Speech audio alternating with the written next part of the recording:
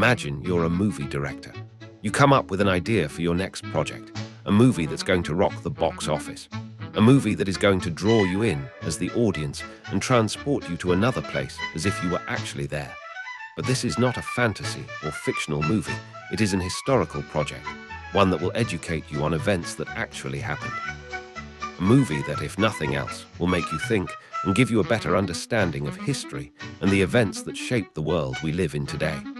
You put in all the groundwork, you do the research, and develop a script which is as true to the historical records that any degree of artistic license will allow.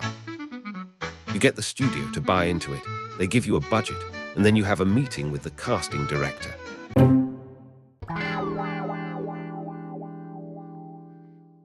Oh crap, it's over.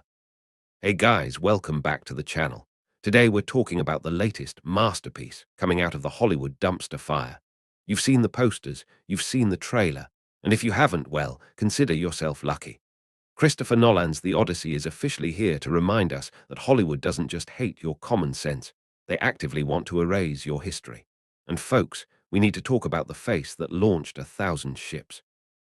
In the original Greek texts, Helen of Troy is described as the absolute pinnacle of beauty, pale skin, golden hair, the kind of legendary aesthetic that defined a civilization. But in Christopher's version, we can't have that. We have to have the current year checkbox approach. Instead of a faithful adaptation, we've got a blatant rewrite, because apparently respecting source material is just way too much to ask for these days. They'll tell you it's reimagining or modernizing. I call it what it is, a political crusade. It's hilarious, isn't it? They'll spend millions on CGI to make sure every grain of sand looks realistic. But when it comes to the actual people who lived in these myths, they just throw a dart at a DEI board and call it a day. It's not about the story. If they actually cared about the story, they'd hire someone who looks the part. But no, they'd rather use these legendary characters as props for their little social engineering projects. And let's be honest, it breaks the immersion. You're sitting there trying to get lost in the ancient world, and instead you're constantly reminded that some corporate suit in an ivory tower thinks they're smarter than Homer. They're not. They're just boring. It's the same old song and dance. Take a European classic, strip away its identity, and replace it with their own ideological slop. But hey, don't take my word for it. Look at the audience reaction. The trailers are getting ratioed into oblivion, and the experts in the media are already calling you the problem for noticing that things aren't what they're supposed to be. It's a disgrace to the art, it's a disgrace to the history, and frankly, it's just lazy filmmaking. But hey, keep it up, Hollywood. It is now no secret that historical accuracy in Hollywood has become more of a suggestion than a requirement. It's a bold new frontier. We've moved past simple period piece dramas and entered the era of vibe-based casting, where the only historical research done by the studio is checking if the actor looks good in a rough. Oh, by the way, this is supposed to be Elizabethan ambassador, Thomas Randolph, who was born in 1523.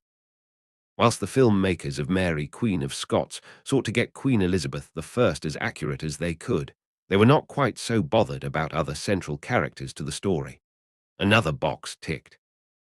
This rate, I'm waiting for the announcement of a gritty, prestige biopic titled The Bard of Avon, starring a lead actor who is genuinely talented but looks absolutely nothing like a 16th century Stratford-upon-Avon local. And honestly, why stop at William Shakespeare? If we're embracing the color-blind approach, let's go all in. Imagine the casting call for the Dickens Chronicles. We need a Charles Dickens, a man synonymous with Victorian London, smog, and intense social commentary. The casting director flips through the headshots, sighs, and says, "Forget the historical portraits. Let's get someone with real charisma." And why should science be spared? I'm holding out for the inevitable theory of everything else, featuring an Albert Einstein, whose hair might still not be perfectly coiffed, but who spends the entire Manhattan Project explaining quantum physics through TikTok-style dance challenges. The logic here seems to be, why let facts get in the way of a diverse agenda? Some argue this is about breaking barriers, but it's starting to feel more like a bizarre game of historical Mad Libs. We're erasing the actual, difficult, and messy history of these people in favor of a sanitized, inclusive version that doesn't actually tackle any of the systemic issues it claims to be solving.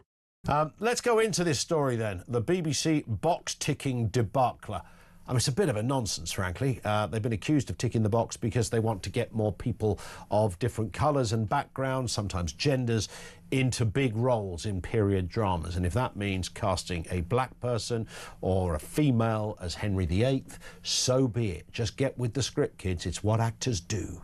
Apparently. The independent review says the corporation risks losing audiences unless it does more to represent properly other areas, as I mentioned, working classes and women over 60. It's very funny to listen to middle-class arty people define what they think a working-class person is. It's the ultimate Hollywood loophole. You don't have to write new stories or invest in scripts about diverse historical figures. You can just take a white one, paint over the portrait, and call it progress. It's truly a marvelous time to be a historian. We no longer need to read books to understand the past. We just need to watch the latest trailer to see who's playing Henry VIII this week. I, for one, can't wait for the biopic where the entire cast of the French Revolution is played by a troupe of improv comedians from California. After all, the guillotine is just a prop, and history, well, that's just a rough draft waiting to be reimagined.